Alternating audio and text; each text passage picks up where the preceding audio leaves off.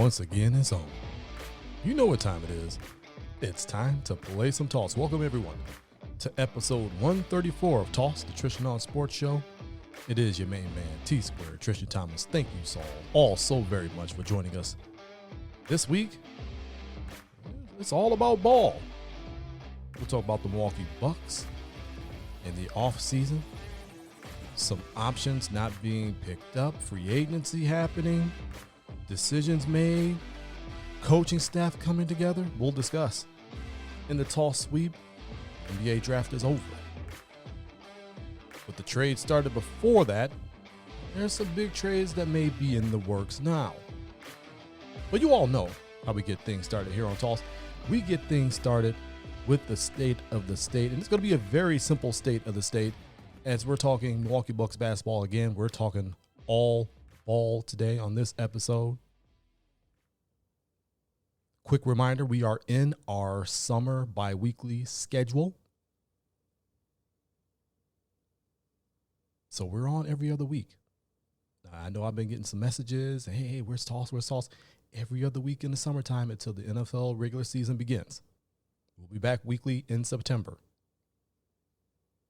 We got to give y'all a chance to breathe. I need a chance to breathe and enjoy some of this summer weather. It's been wild. We've been having the wildfires and prayers to everybody that has been affected by that in Canada. Air quality hasn't exactly been the greatest here in the great state of Wisconsin, but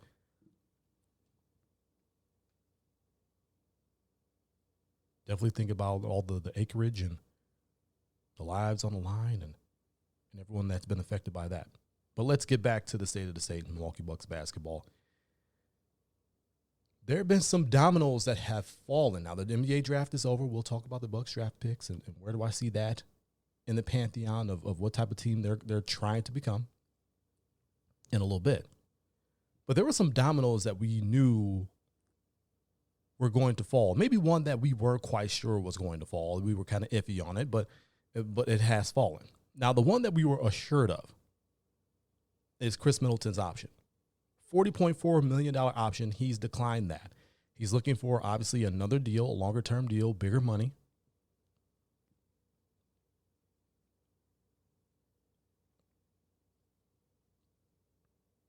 It could be either very advantageous for the team, as they could kind of give him a longer-term deal, bring that cap number down, give them some flexibility, because, again, you remember, they have to re-sign Brook. I think all indications is that Brook would rather stay in Milwaukee, but the money has to make sense. He is an integral part of what the Bucks do, especially defensively. But being able to stretch that floor and hit the three and still be adept to go down into the post and get you buckets, which is something that Mike Budenholzer did not do enough. He didn't become the Brooklyn Nets all-time leading scorer from hitting threes. He did that strictly in the post.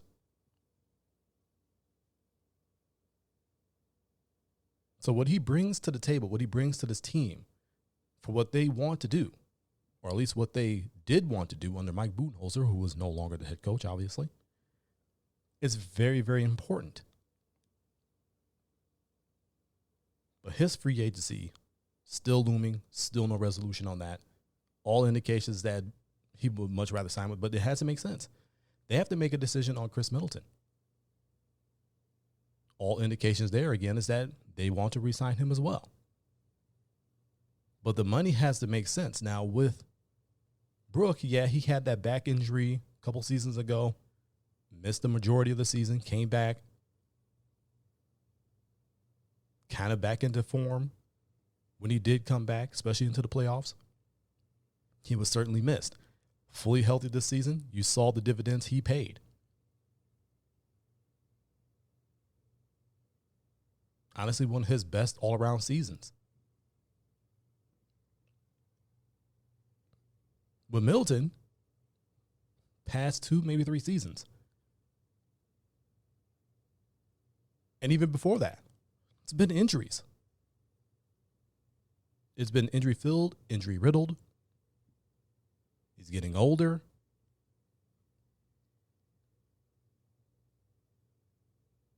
how much do you really want to pay for someone who you may have to manage their minutes? You may have to manage their time on the court. And with a new coach and new systems in place, I don't know if you can afford to do that. Now, under Mike Budenholzer, when you kind of knew the systems, both offensively and defensively, you could kind of do that because you had other guys who also been in the system who know it, and they could get together and pull out some wins without you.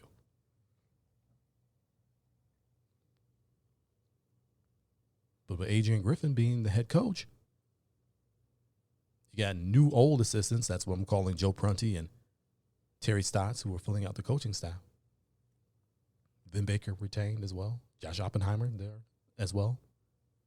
A lot of familiarity, which will help. You've had those voices around you before. Not so much Terry Stotts. He has been around this particular group of guys. But Joe Prunty, Vin Baker still being there. Josh Oppenheimer still being there.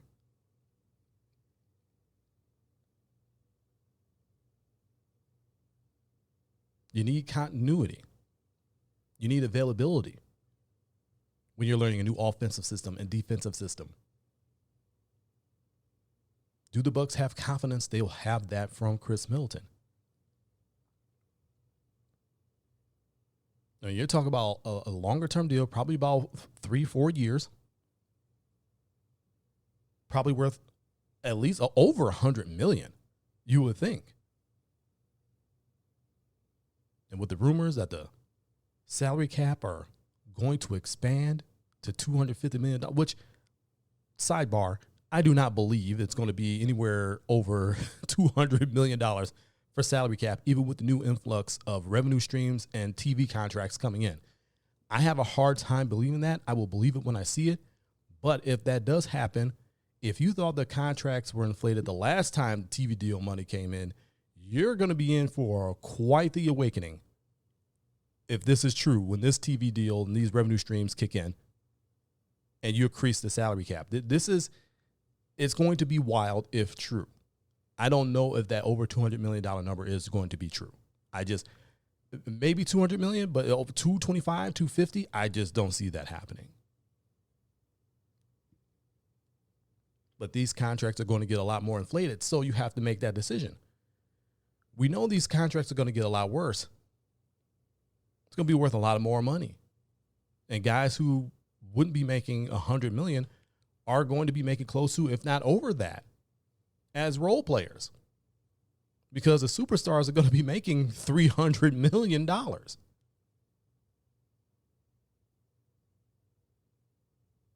That's not hyperbole. This is where it's heading. It's already in baseball. We see guys get $300. Bryce Harper, guy got a $300 million contract. With the extension, you saw Giancarlo Stanton got over a $300 million contract.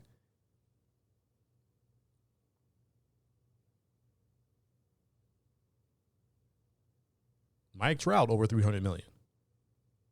Guarantee you Shohei Ohtani is going to get probably, I wouldn't be surprised if he got close to 400. You've seen it in the NFL. Patrick Mahomes over $500 million.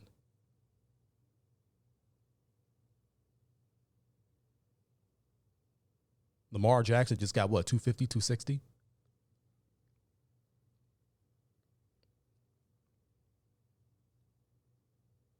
Things are getting a lot more expensive, so you have to make that decision as the Bucks. Do we pay him this amount now because it's going to be a bargain in a couple of seasons? Or do we play hardball and quite possibly lose a big key to another championship?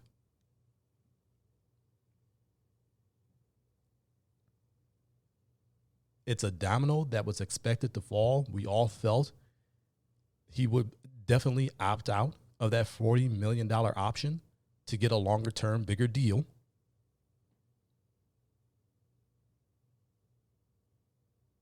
Bucks got some decisions to make. Another domino that fell that we weren't quite sure was going to fall. Javon Carter opting out of his, I believe, $2.4 million option. He's now unrestricted free agent. He's looking for a bigger deal, and why not? He's earned it. what he does defensively, the way he was able to consistently hit from three, over 41% from three this past season. They don't call him the Bulldog for nothing. He was definitely that defensively. He was a spark offensively.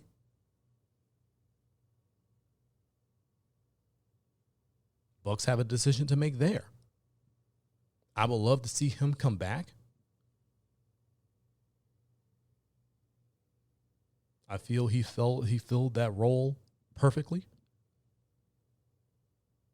You don't want to hurt your bench depth.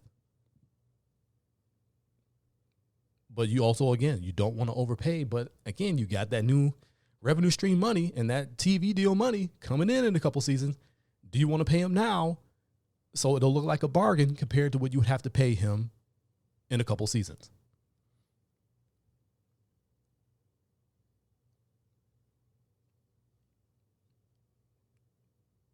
So some pretty intricate, difficult monetary decisions have to be made by the Bucks, but you also have to make decisions based on the new head coach. Again, Adrian Griffin, new head coach.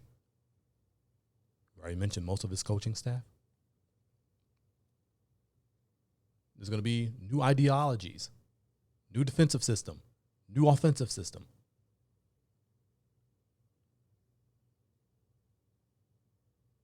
He mentioned adjustments in his introductory press conference, which is something I think Bucks fans all over the world welcomed hearing. It is something that Mike Budenholzer was very stubborn on doing, making adjustments. He felt his way was the best way, and it will be able to overcome any and everything. And again, yeah, that works in a regular season where you're feeding on bottom feeders, but when you get into a best-of-7 series, that ain't going to work. And we clearly saw that more times than not. Yes, they went on a championship run. Yes, they made the Eastern Finals a few times, but one championship when you probably could have had more if you would just made adjustments and not be so hard-headed and stubborn.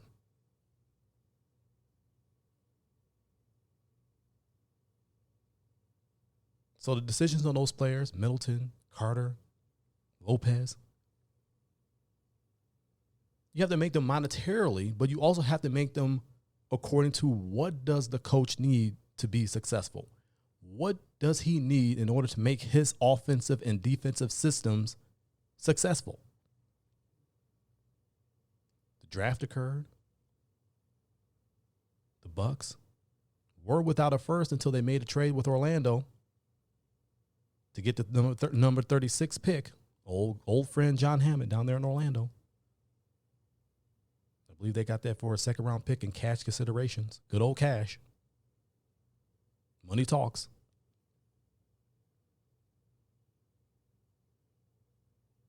With that 36 pick, the Bucks drafted Andre Jackson out of UConn, a guard. As a Marquette watcher, Marquette fan, definitely saw him play Big East. National champion UConn Huskies. Saw that incredible run by that team.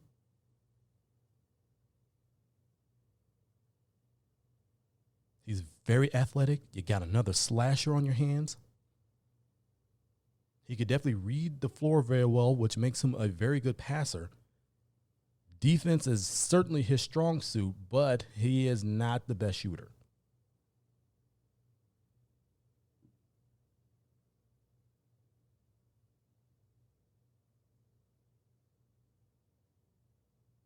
Now, people look at this pick and they're still kind of thinking with their Mike Budenholzer hat on, like, okay, he's not a great shooter. What are we doing?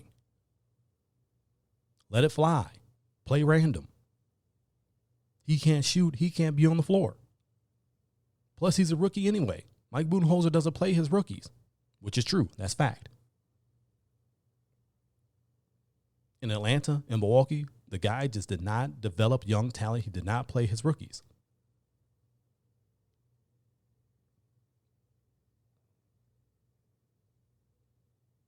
Not enough Marjan minutes last year. Looking forward to more of those this year, but I digress.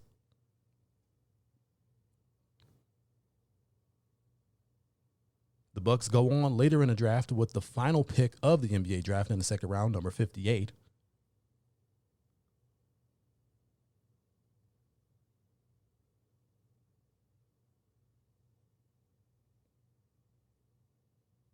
And they pick up forward Chris Livingston out of Kentucky. Another athletic guy, another strong guy, physical guy, another guy who slashes to the basket, another guy who is a defensive stalwart, but another guy, again, who is not a great shooter.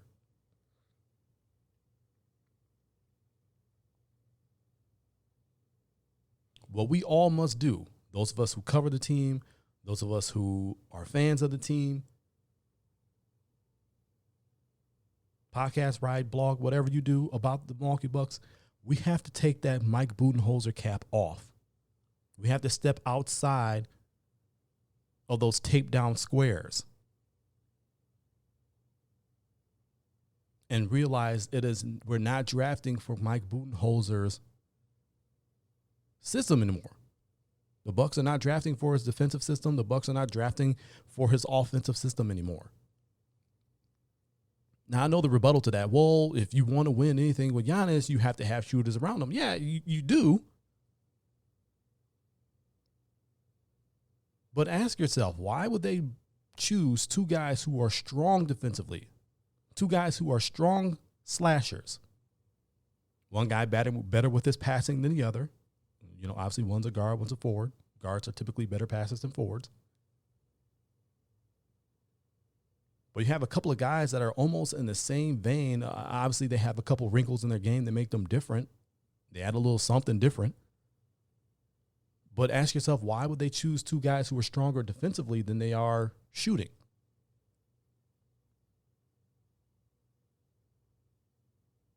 Because they're drafting for Adrian Griffin's systems.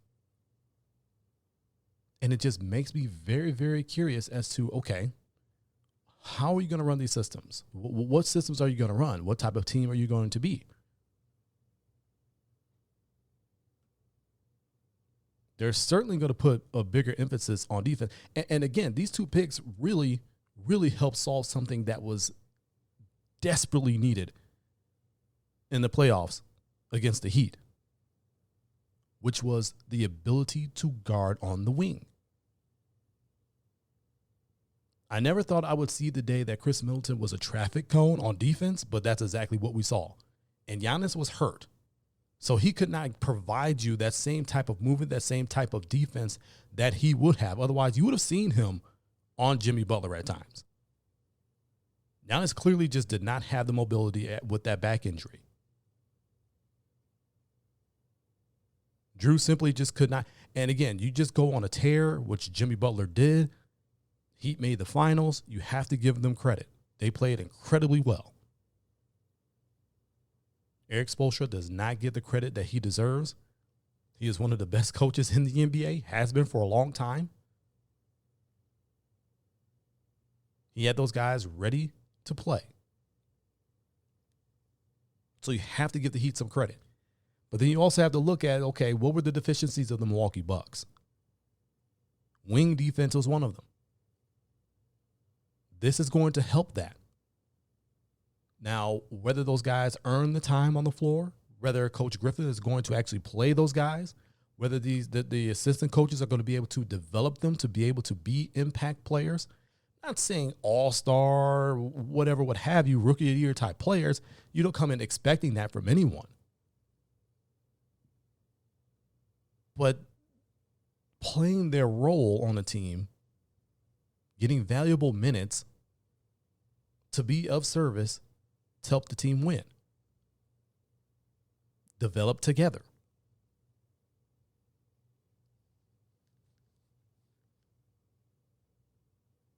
So those two picks are just very, very interesting because it's going to be different, folks. It's going to be different.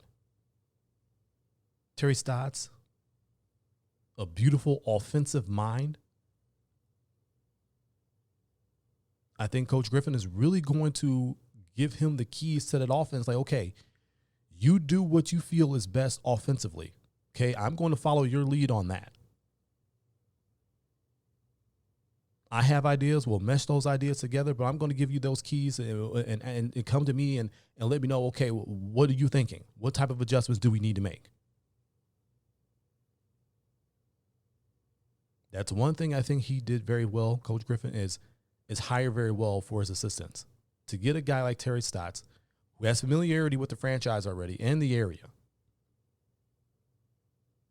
has had the success that he's had out in Portland.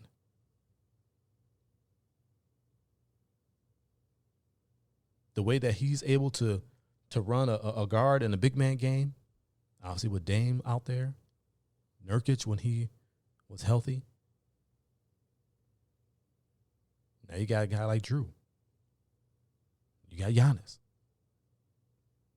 He's going to be able to put guys in spots to get the best out of them. Put them in the best spots for success. Bringing back a guy like Joe Prunty, defensively, very, very good. It's going to help Coach Griffin see some things and maybe some adjustments that he needs to make with his defensive system.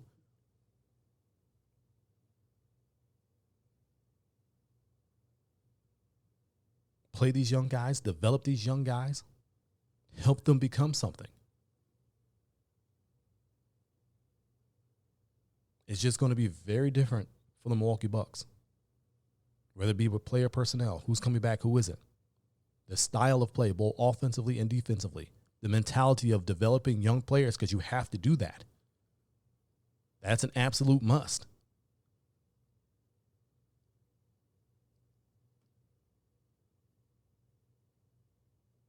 I'm just looking forward to seeing how it's going to look, how it's going to come together, how it's going to be, but we got a while to wait. We're at the end of June. Season don't start until October.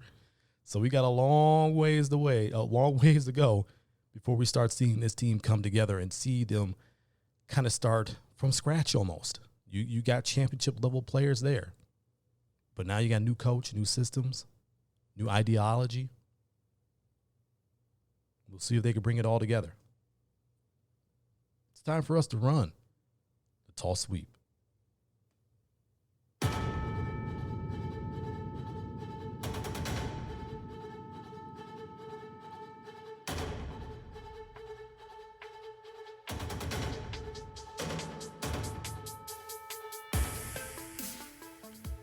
Toss Sweep, brought to you by the good folks at TossNationMedia.com.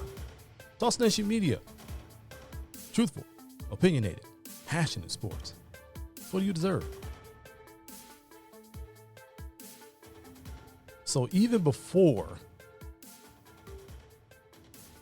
the NBA draft, there were a flurry of trades made.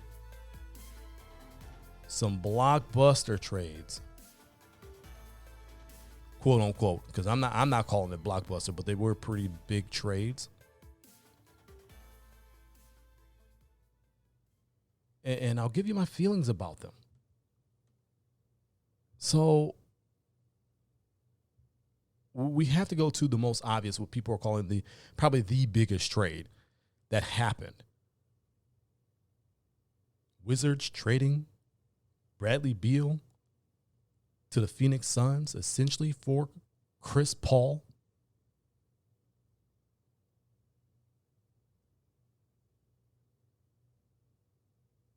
You had a feeling that somebody was going to be moved in that situation. And we're talking about out of Phoenix. Now, the rumors about Beal being moved out of Washington and then we kind of want to starting fresh and all that, we knew that. We knew eventually that was going to happen, but looking at the situation in Phoenix, Chris Paul just having unfortunate luck and not being able to be healthy at the most critical points of the season. A lot of people feeling that really hurt them. I'm not sure that's what really hurt them. What really hurt them this season was their trade for Kevin Durant when they absolutely ravaged their bench. Just absolutely ravaged their bench. They had no depth, completely top heavy, and you're depending on Ayton, Durant, and Booker to go and get it done for you in 7-game series, and that's just not happening. A lot of people felt that Ayton would be moved before Chris Paul, but that wasn't the case.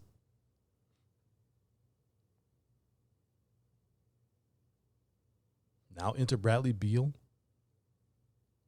and that team is still top heavy. Everyone's making a big deal. Oh man, they got Bradley Beal, and oh man, who's going to stop him? They already stopped themselves. They made themselves more top heavy.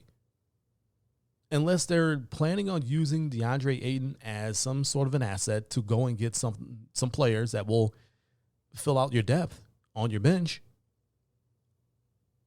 I think they'll have a good regular season, but I see the same thing happening come postseason if they make it, that they're too top heavy with no depth to be able to go and get anything done. They have to address their bench. So was it a big trade? Yeah, it was a big trade. Bradley Beal is a tremendous offensive talent. Kevin Durant, widely considered one of the best players in the world, still to this day. Devin Booker, superstar. But what do you have after that? You got DeAndre Ayton, a guy who, he could be good or he could be non-existent. And I don't think it's completely his fault. I think that's a part of, Monty Williams is no longer there. He's now the head coach of Detroit.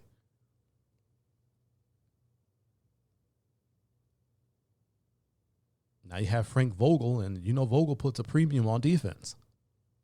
Is he going to be able to get these guys to get down and play defense? I think Ayton will benefit. Durant, I think his defense doesn't get talked about enough. He's a guy who's improved tremendously on defense, but he ain't getting any younger. He can get any shot he wanted at any time. He could be 60 and still get to his spots. That's just how potent of a lethal scorer he is.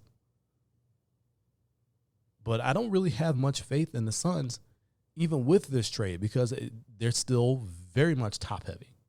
Unless they can get down and become elite on defense and keep game scores very low while being able to outscore their opponents very easily with that offensive talent, I just see the same thing happening to them. I really do. Not enough on the bench, flaming out in the early rounds. As for the Wizards, Kyle Kuzma wants a bigger deal. Chris Paul, no longer there. Well, you knew he was not going to play a game for the Wizards. Wizards promptly trading Chris Paul to Golden State for Jordan Poole, which, again, that's another situation that you felt was going to come to a head, and who's going to be ousted first? Was it going to be Draymond or was it going to be Jordan? Because you knew after Draymond punched him, and a lot of people were saying it, and even I was told this shortly after it happened, a couple weeks after it happened, that it fractured the team. The dichotomy really changed. And we saw that. They certainly were not the same. Certainly not the same.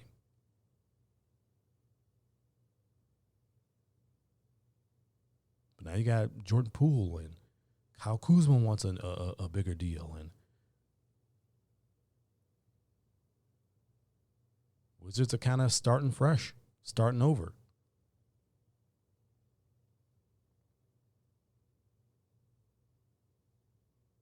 The Celtics made a deal. And then that deal fell through. And then they found another deal. Trading Marcus Smart.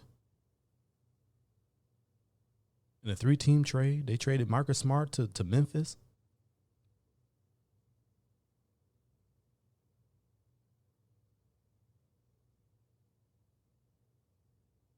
Kristaps Porzingis goes to Boston. People are making a huge deal about that trade. Like, yeah, okay, another offensive talent.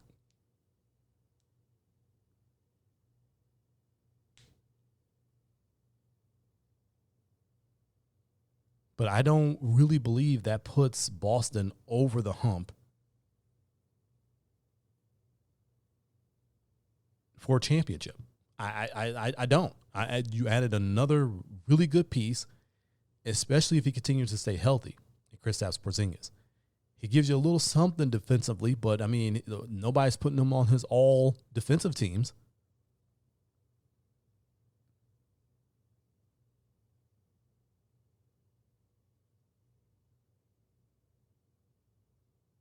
You essentially traded the heart and soul of your team. And again, it's not just me saying this. This is widely considered across NBA circles, including in teams, that Marcus Smart was definitely the heart and soul of that team. And now he's in Memphis in an advantageous situation.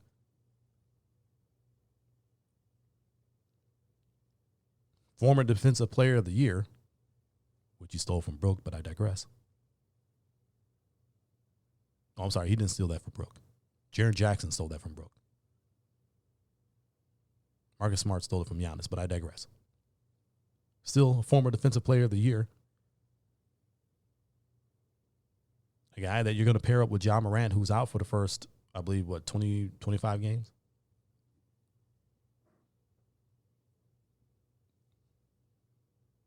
Veteran presence, a guy who's going to go in and help this team play better defensively. A healthy Steven Adams coming back. When Ja comes back, hopefully he's right. His decision-making is better. That's still going to be a really formidable team out there in the West. But I don't think this trade puts either team over the hump. It makes them a bit more dangerous. But I don't think these are championship securing moves in my eyes.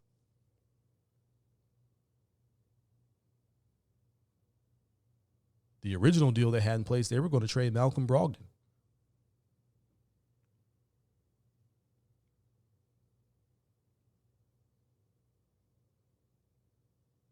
That fell through. So now what are you going to do? You're going to give Brogdon more minutes? Are you going to start him in place of where Smart was? That's a guy who has had injury problems his entire career, even when he was in Milwaukee winning Rookie of the Year.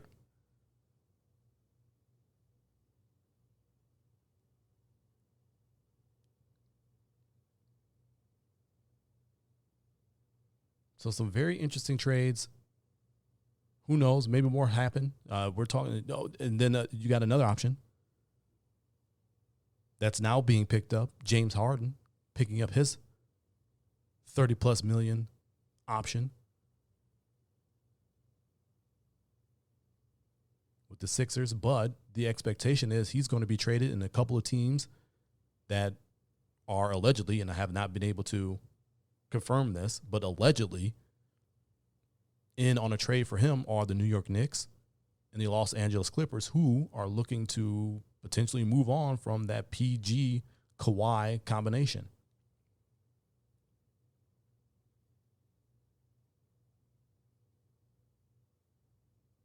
Again, I have not been able to confirm that.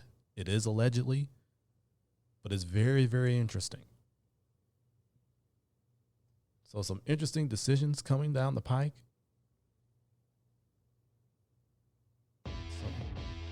Some interesting trades.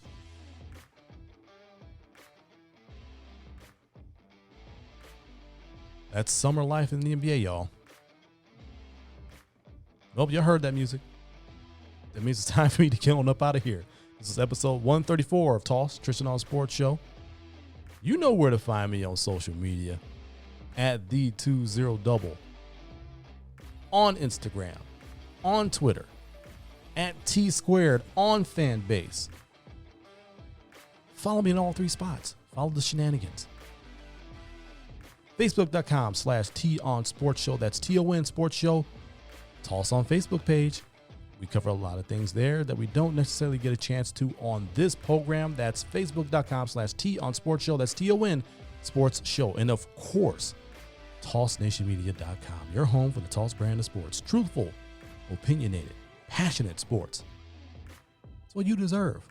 But, as I said before, it's time for me to get on up out of here.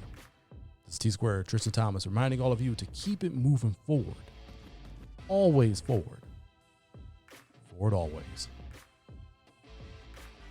We'll talk to you in 2 weeks. Have a happy, safe 4th of July. Until next time, so long from Toss.